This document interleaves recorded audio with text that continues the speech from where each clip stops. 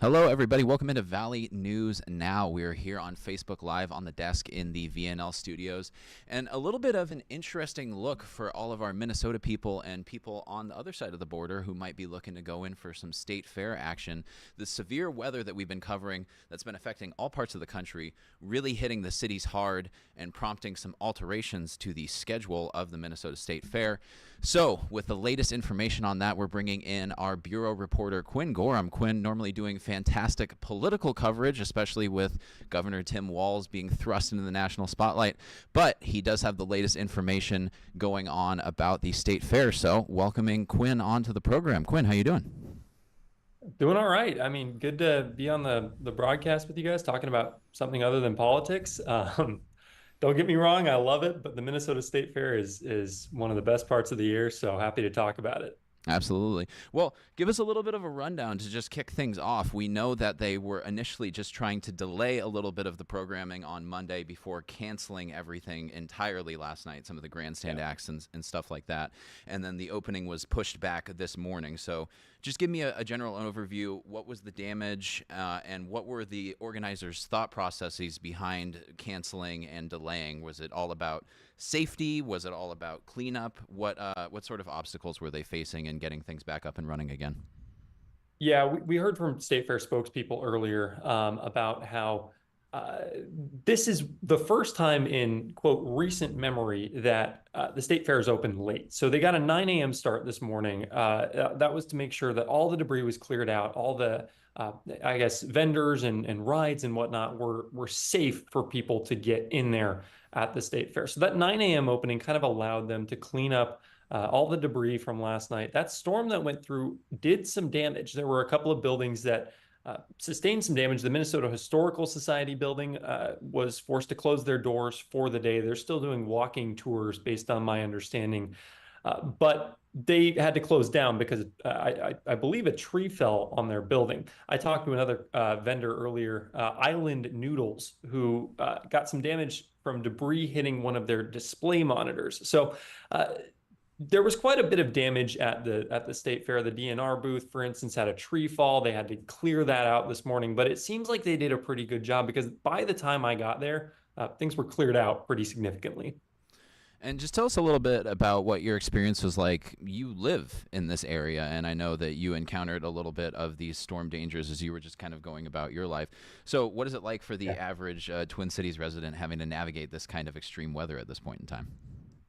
Well, I can tell you firsthand that it was a doozy of a storm. I'm no meteorologist, so I'm not going to give you, on the point numbers and statistics, but I was on my way to a fantasy football draft on last night, and I drove right through that storm. It was one of the worst things I've driven through. So, uh, pretty nasty. That wind was really coming at the car, shook my car a little bit. The rain was coming down. It was something else to drive through. So I can only imagine what the folks at the state fair last night were feeling and going through as they were kind of taking shelter in these various buildings.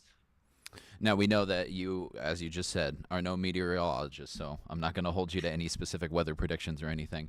But they're obviously hoping, organizing wise, that there are not going to be any recurrences of this going forward, hoping for smooth sailing. But is there any overarching concern that there is a chance that the storms could reemerge and cause more delays of this nature?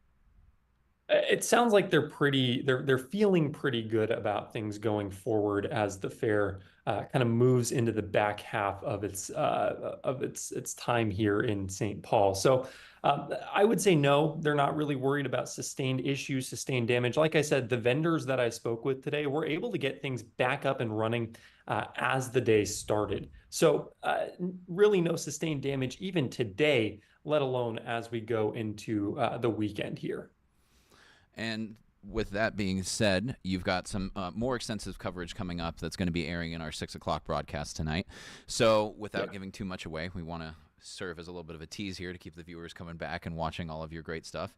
Just tell me a little bit about what you expect to touch on in that, if you have any specific interviews or sound bites that are going to be particularly illuminating, and why people should swing back around in our later broadcast to catch what you have to say.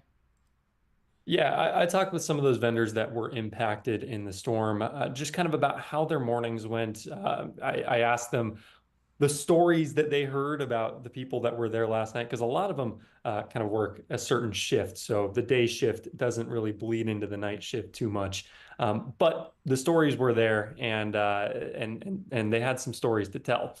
So I talked with them just generally about how they're feeling going into today and going into tomorrow, and what that's all going to look like. But yeah, it should be a pretty good story. Make sure to tune in.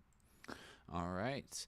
Well, that basically does it. As a little bit of a wrap up, we're saying that yes, it was a scary kind of moment and a little bit of an intimidating night for people, vendors, organizers, and a little bit of extra legwork to do this morning in order to get everything back up and running. But should be business as usual from here on out. Is that what we're looking at? That sounds about right. I mean, head on down to the Minnesota State Fair, because I was there this morning and it was just as fun as it always is. So And you remember off the top of your head when that runs until? I believe it's the second. Is that correct? Labor Day. Labor Day is the last day. Okay. Well, still plenty of time if you are in the North Dakota area and you want to make that nice little 3-hour trek on into the cities, or if you're in any other part of our viewing range that has that immediate access, definitely something to check out. But Quinn, thank you so much for giving us the extra time from your busy reporting schedule to tell us a little bit how things are out there. And just in case you have any further fantasy football drafts to hit up, stay safe. Pleasure as always. All right. Well, that'll do it for us here on Valley News Now. Thanks so much for tuning in. And like Quinn said, swing back by at 6 o'clock because we have much more extensive coverage of the situation, as well as our First Alert Storm team keeping an eye on everything that might be developing, the actual meteorologists, if you will. But we really appreciate you tuning into this Facebook live stream. Everybody, have a great rest of your day.